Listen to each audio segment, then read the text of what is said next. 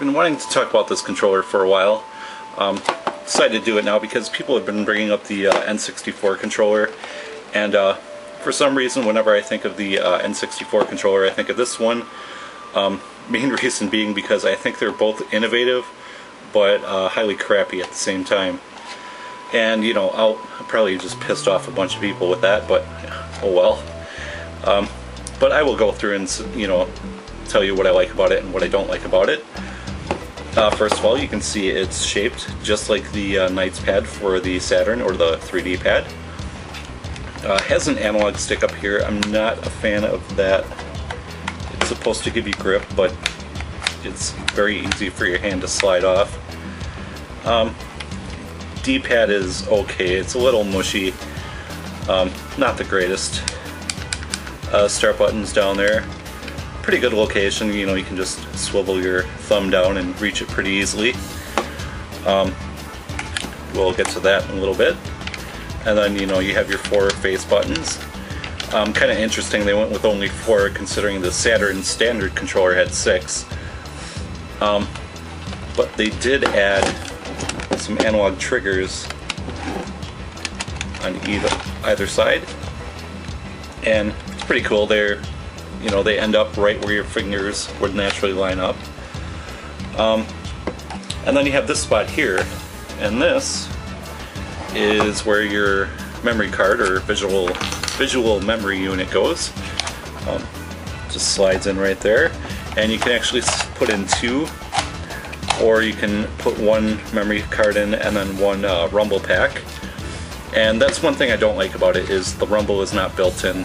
And I know when this came out, you know, Final Fantasy VIII was releasing, and that had, you know, rumble support. So, you know, rumble was out there. Maybe like it was around too late in the development cycle of this and they couldn't implement it into the controller, or maybe they just wanted to make a little extra money. I don't know. But once you pop the VMU in, you can see the screen of the VMU on here, and it actually, you know, rotates upside down so you can read it, because normally, you know, that's right side up. And you know, if you actually have batteries for this thing, you can play your little mini games on there, but you actually flip it upside down to put it in there. And then, you know, when your game comes on, you'll get like, you know, different things depending on the game. Some games just give you a little symbol for the game. Resident Evil Code Veronica had my favorite usage of this. What they did is they put your health down here. So instead of like having it on screen, because I know a lot of people don't like, you know, HUDs on their games because they say it ruins immersiveness or whatever. It doesn't bother me, but anyways, rather than going into a menu to check your health, you can just glance down at your controller real quick, or, you know, hold it up to your face real quick and see, oh hey, my health is still really good. So that's cool. And then like NFL 2K games let you choose your play rate from here, so your opponent had no idea what you were picking. So, you know, that's pretty cool about it. Here's one thing I really don't like, is the cord comes out of the bottom. And I can understand why they did that, because they have all this crap right here. I mean, really, I would have preferred maybe they sneak it in back here or something. They do give you a little notch to put it in, so you know, that's okay. Yeah, one other thing I don't like about it is, I don't know, it seems to go against the flow of the way controllers have been going around this time. It seems like you have to hold your wrist kind of close together, and I just find it completely uncomfortable. Like, if you look at the Saturn controller, your wrists kind of go outwards a little bit, and it's a very comfortable controller. Same thing with the DualShock 1 or 2. Again, your wrists kind of go outwards, and it just feels very natural, very comfortable.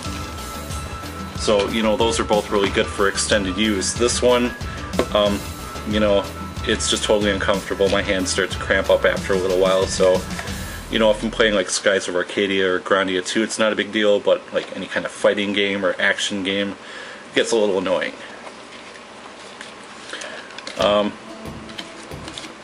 So yeah, that's pretty much it for the controller. I'll show you. Oh, one other thing is the cord. That's where it connects to the system.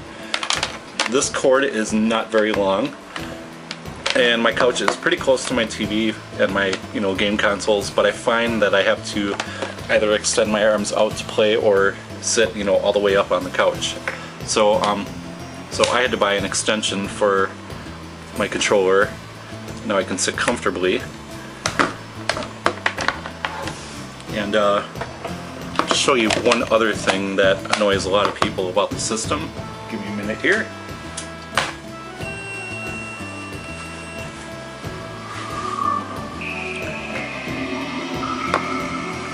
Ah yes, that annoying beep.